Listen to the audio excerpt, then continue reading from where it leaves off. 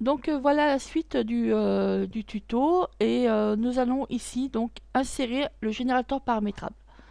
Donc vous ferez objet dynamique, objet clé en main, baguette magique, bibelot et importer générateur paramétrable. Vous trouverez le sprite sur le forum. Donc je clique sur importer générateur paramétrable. Nous allons voir l'effet que rend ce sprite.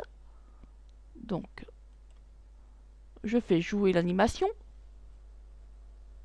pour voir le rendu de ce sprite.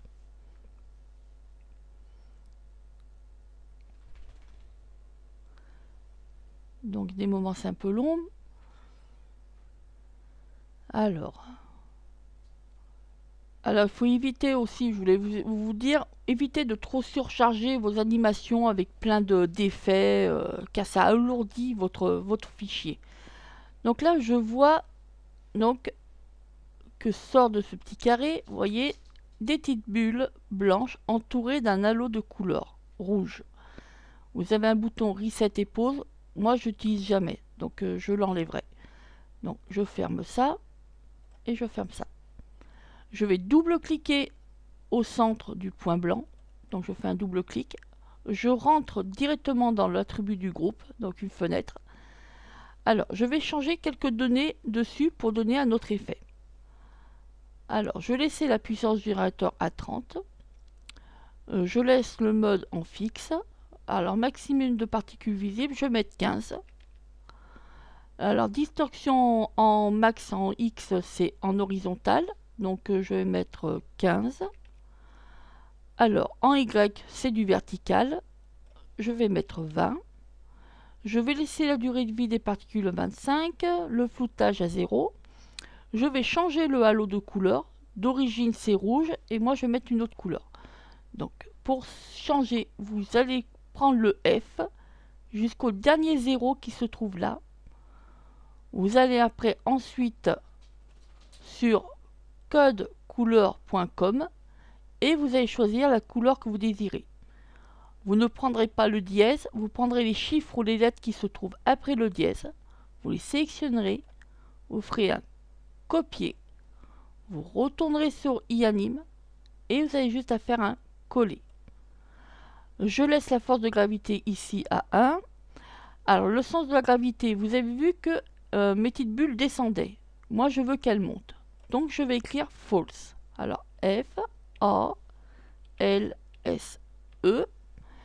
La taille des objets, donc en mettant false, vos objets seront tous de la même taille. Moi je veux qu'il y en ait des petits qui sortent et des grands. Donc je vais marquer true. T, R, U, E.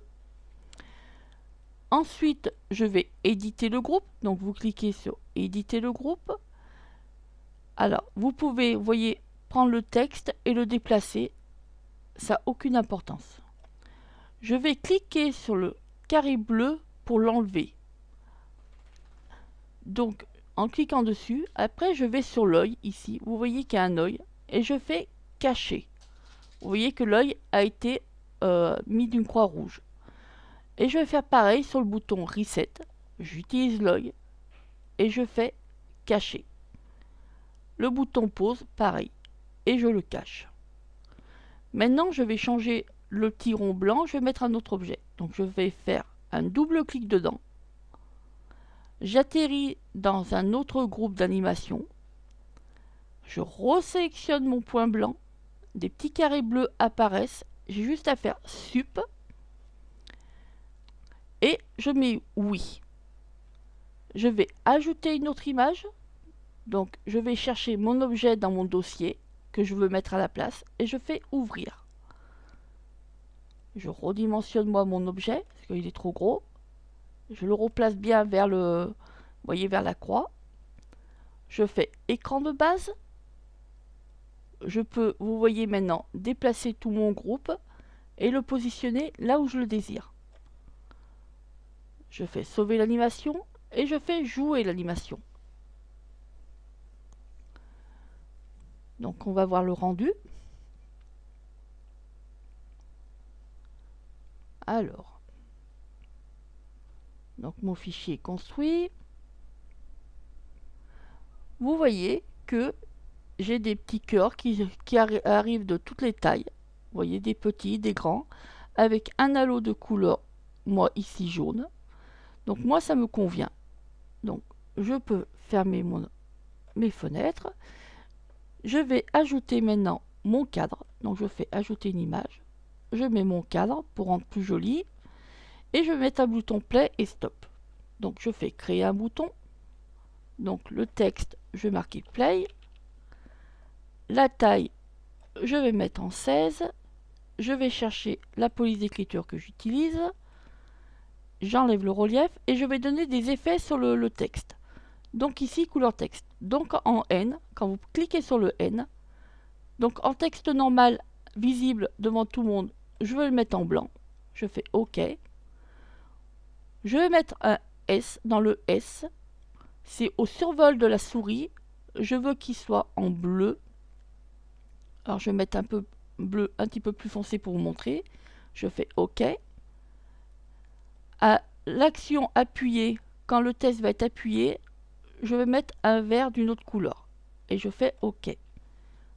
Je vais donner l'action pour avoir la musique. Donc je fais action, programmer. Là, comme auparavant, j'ai fait une animation avant, je supprime ce texte. Je fais librairie. Je fais sélectionner une fonction. Je vais chercher MP3 Play. Le nom et le son, vous cliquez dessus. Vous mettez un guillemet. Vous allez là où vous hébergez vos musiques. Moi, j'héberge chez Archivost. Je vais chercher mon lien principal dans mon dossier. Je fais copier. Je retourne sur Yanime.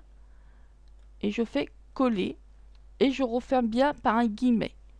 Donc tous vos formats sont en MP3 et hébergés. Et je fais OK. Et OK pour toutes les fenêtres.